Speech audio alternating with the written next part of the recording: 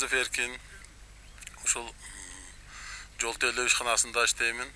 Мына биздин быйылкы мына мамлекетибиздин колдоосу менен Ак Кайың эс алуу жайына баруучу мына жолду кеңейтүү иштерин жумуштарын аткарып жатабыз. Бундагы жолдорду кеңейтүү максатыбыз бул Кыргызстаныбыздын мына Кадамжай районубуздун туризм эс алуу жайлары жайгашкан бул өрөөн болуп эсептелет. Ушул өрөөнгө эс алуу өрөөнүнө баруучу элдерди мына меймандардын каттам жолуну жакшыртуу максатында ушул мамлекетибиздин колдоосу менен мына жергиликтүү айыл өкмөттүн техникаларынын колдоо жардамы менен мына жай техникаларынын жардамы менен биргеликте иш алып барып жатабыз. Мына азыркы бүгүнкү жасап жаткан жолубуздун узундугу 18 километр, 18,5 километрге жетет. Энини бир 8 метр, 6 метр кээ жерлерини ушу кеңейтүү иштерин жүргүзүп жатабыз. Бул жолду оңдообуздун бирден бир дагы бир максаты келечекте ушул жолубузга элдерибиздин мына жайытка чыгуучу каттам жолу бир жагы, экинчи жагы ушул мына эс алуу туризмди өнүктүрүү, эс алуу жайларын өнүктүрүү максатында ушул дагы ушул асфальт бетон жолу басылып төшөлүп калса дагы жакшы болот деген үмүттөбүз.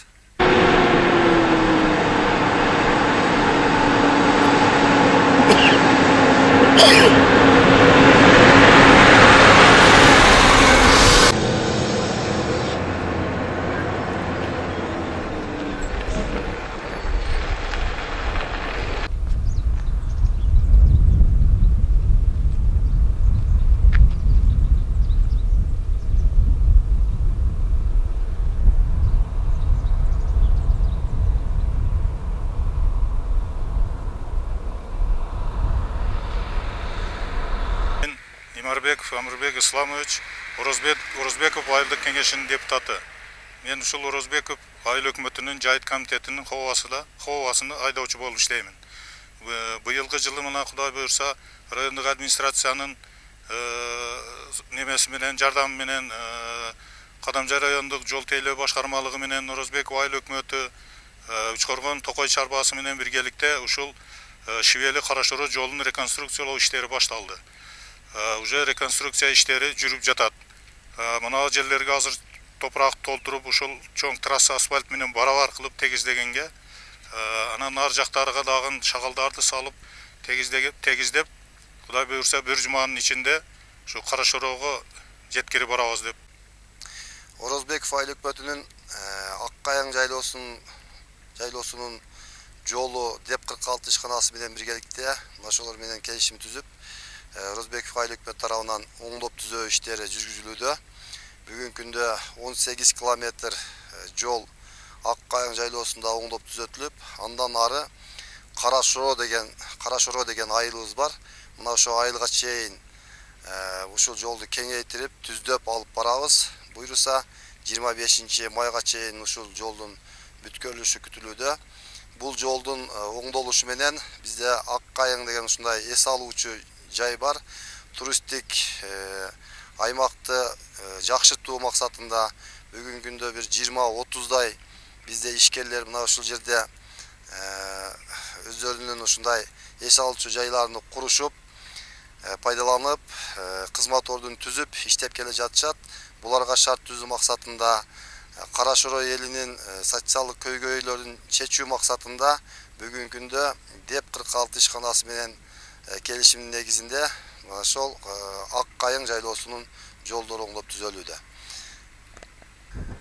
Эс алуу жайынын жайлоосунун жакшырышы менен бул жерге Кадамжай районунун бардык эли, бул жагы Кызыл Кыя шаары, Ноокат району, бул жагы Баткен районунан бери областтык деңгээлде бардык мына ошол Ош областындагы бардыгы келип эс алып, бул жерде кетүүчү жерге айландырабыз.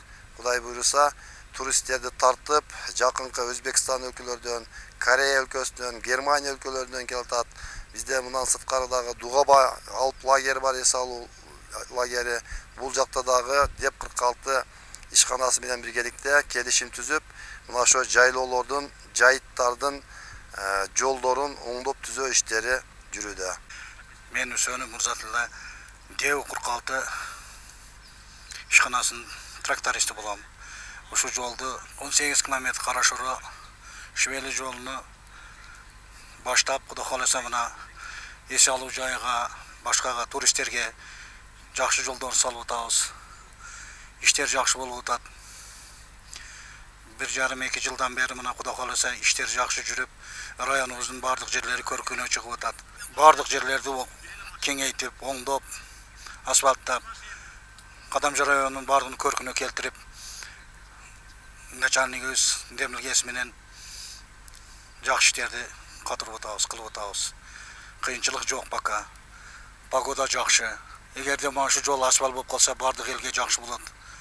Туристтерге, Карашорго каттаган элге, Карашорго айылга, элдерге, чөпкө келет, эс алуу жайга келет, бардыгы. Эгерде асфальт жол болуп калса, убакыттан утабыз. Жакшы жолдордон болуп, тез келип, тез кетишке жакшы болот. Кудай кааласа, сиздердин демилгеңиздер менен асфальт болуп калса, эң жакшы болот, элибизге эң бир жакшы